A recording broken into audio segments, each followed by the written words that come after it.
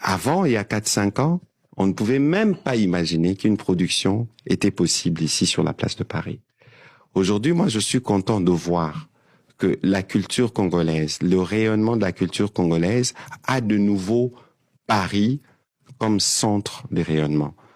On parlait beaucoup du concert de Céline Dion il y a quelques jours, mais là, je suis même dans les plateaux des médias français destinés aux Français, on parle de Fally Ipupa. Je crois que c'est un élément qui rencontre justement ces narratifs qui changent. Donc, deuxièmement, je me ferai l'économie de dire ce qui peut être fait pour appuyer ce qui est fait, parce que, ça relève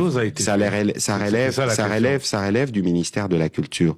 Mais je crois que Fally Ipupa, d'où il sait qu'en commençant par le président de la République et nous tous, nous lui donnons notre soutien, de ces savoirs soutenus par leur pays. Parce qu'il faut pas oublier aussi que les artistes ont des équipes derrière, ils ont des managers, ils ont des sponsors, et il faut éviter de vouloir politiser ce qui relève de la culture et qui nous unit tous.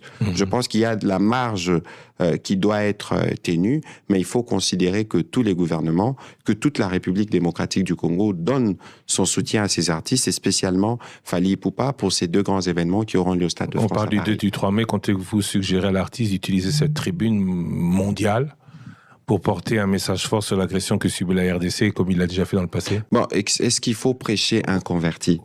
Je pense qu'aujourd'hui, Fally Ipupa évolue dans un contexte, il évolue dans un pays, il connaît la situation générale du pays, et que si, de par sa contribution citoyenne, il voudrait dire un mot, il les dira, il n'y a pas de doute là-dessus, parce que il est pleinement et patriotiquement congolais. Vous serez déçu qu'il ne le dise pas?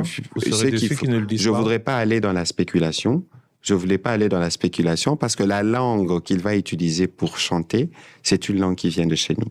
Je crois que Fally Ipupa l'a démontré lorsque nous avons fait le concert Solidarité Paris, l'a démontré en montrant qu'il pouvait s'engager non pas seulement sur les podiums, parce qu'il a aussi une fondation qui travaille sur le terrain à apporter des solutions à des problèmes des compatriotes. Ici, Christian Lusako, nous parlions de soft power, mais permettez-moi que je parle aussi de la francophonie dans la même vague. N'oubliez pas que nous avons une candidature, parce qu'aujourd'hui, République démocratique du Congo, c'est l'écart de la population francophone au monde, et c'est les pays qui représentent l'avenir de cet ensemble des pays.